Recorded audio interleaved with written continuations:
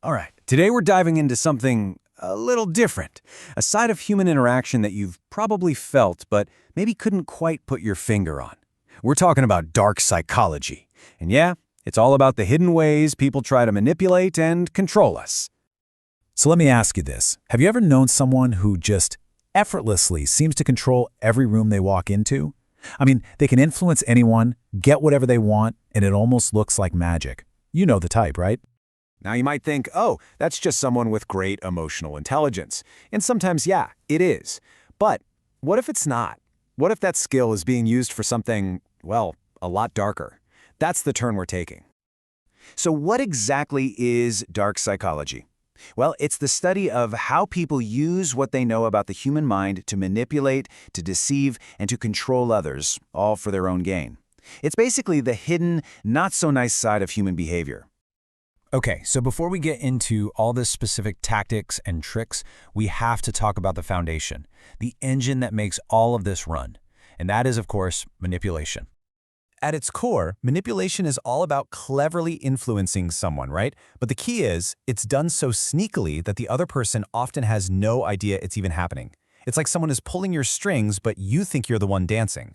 They're exploiting your emotions, your beliefs, your weaknesses to get what they want. All right, let's get into the nitty-gritty.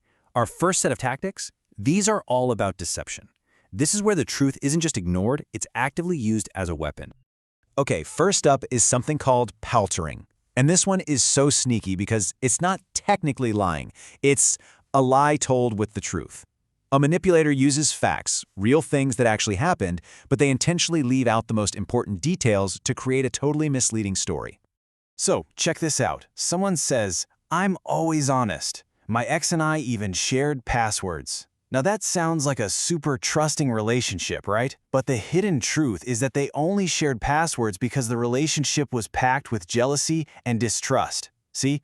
The statement is true, but the impression it gives is a complete lie. That's paltering in a nutshell. Okay, this next one, you've probably heard of it, gaslighting, and it is incredibly dangerous. This is where someone systematically makes you doubt your own mind, your memory, what you see, even your sanity. It's a slow burn, designed to make you feel so confused and unsure of yourself that you have to rely on them to tell you what's real. And it often sounds something like this. That never happened. You're just imagining it. So simple, but so destructive.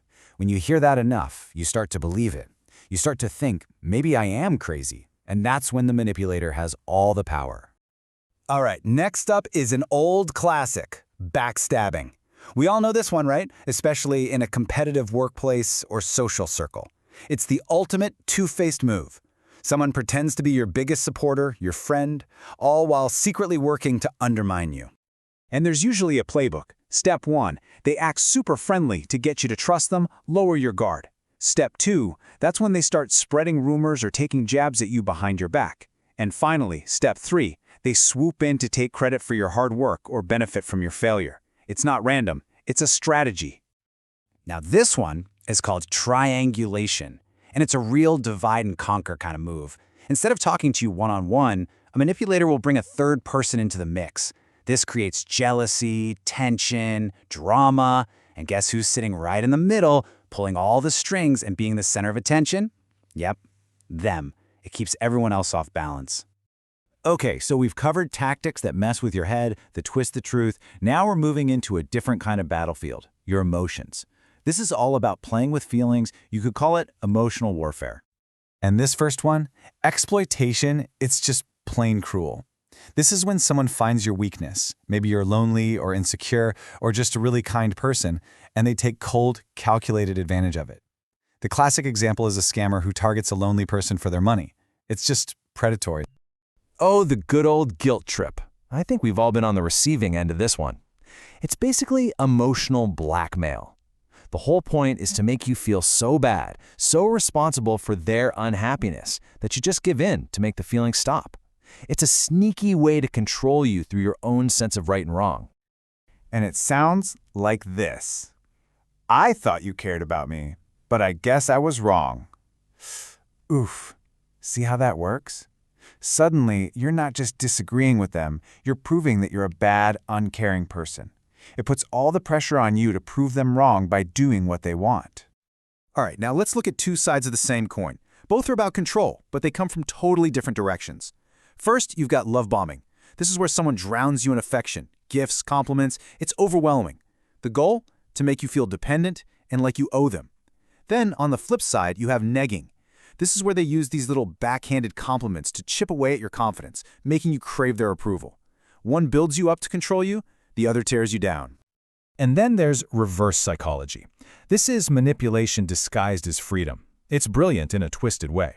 It works because humans hate being told what to do. So a manipulator will tell you to do the opposite of what they actually want. They know you'll probably rebel and, yep, do exactly what they wanted you to do in the first place. You feel like you're making a choice, but you're really just following their script. Okay, I know. We've just gone through a lot of really dark stuff. But the point of this isn't to make you paranoid or scared.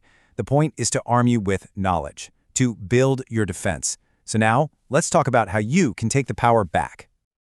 So let's do a quick recap of the big ones to watch out for. Someone constantly making you question your own sanity? That's gaslighting. Drowning you in affection and gifts right at the start? Watch out for love bombing. Always feeling responsible for how they feel? That's a classic guilt trip. And hearing things that are technically true but feel wrong? That could be paltering. Just spotting these patterns is half the battle. And here's the most important thing to remember, the absolute key. All of these tactics, they work like mold. They can only grow in the dark. They need confusion and secrecy to survive. The second you shine a light on them, the second you can just name what's going on, they start to lose all their power. It's kind of like watching a magic trick, you know? The illusion is amazing until the magician shows you how it's done. Once you see the hidden strings, the sleight of hand, the magic is gone. It's the same thing here. Once you can recognize the pattern of gaslighting or love bombing, the illusion shatters, and their power over you, it shatters right along with it. So I'll leave you with this question. Now that you can see the playbook, now that you know the tactics, who really holds the power here? Because when you can see the strings, you're no longer the puppet. You're the one in control.